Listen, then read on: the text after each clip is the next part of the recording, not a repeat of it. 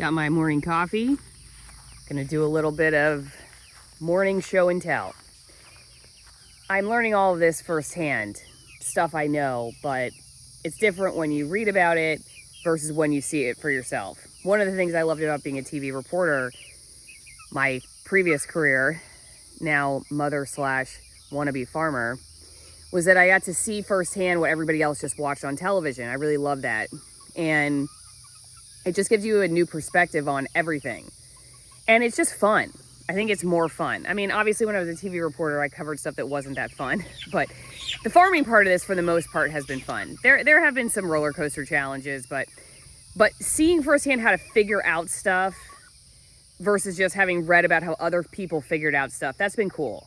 And one of the things that I read about over and over as somebody who was reading about regenerative farming is how chickens and other livestock animals live in harmony with each other to fertilize the land. And I want to show you what I found this morning because it's really interesting. We basically pulled the chicken tractor over 2 piles of poop that Sassy had laid. And I'll show you first what a normal Sassy pile looks like. You can see all the different little pieces. That's how you tell it's horse poop.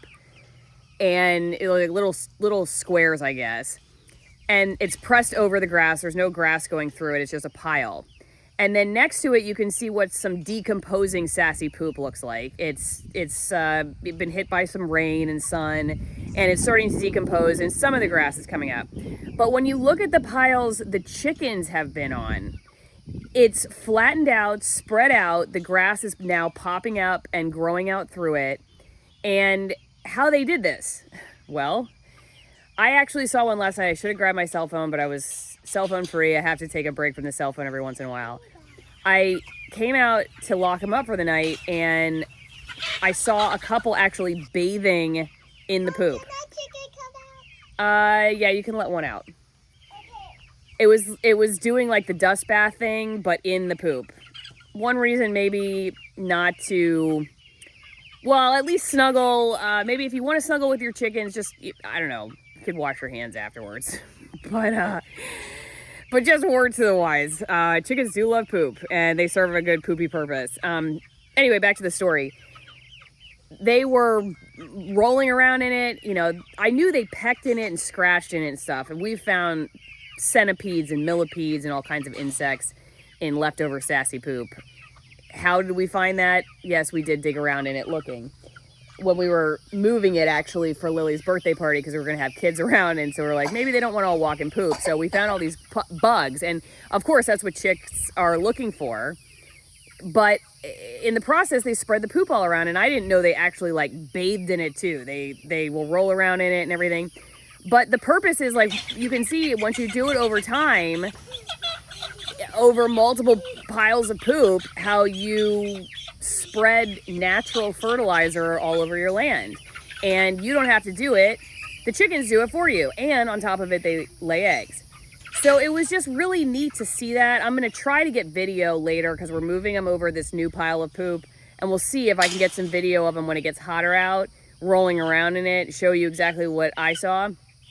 But it's really been cool to watch this all happen and to see how, like, Sassy, the horse, plays a part. The cows, of course, play a part just by eating the grass and then expelling the waste. And then the chickens move that waste around, and voila.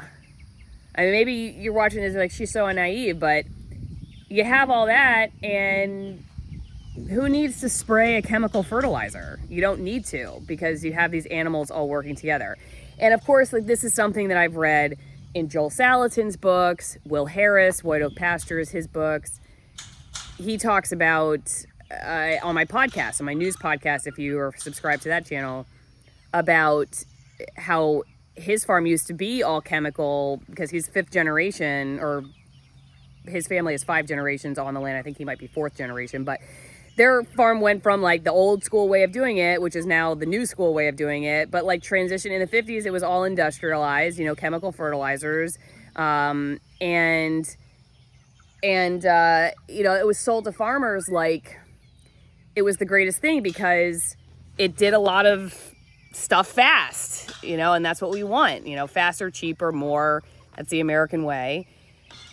But with that, you know, you use more and more and more and more, and it has environmental effects, and it even actually ends up becoming more costly than just letting the animals rotate the pastures and work it themselves. So here we are, learning it for ourselves. Pretty cool. Don't forget to check out the comments and the links in the description for how you can support the channel. Great products there, and we'll see you next time.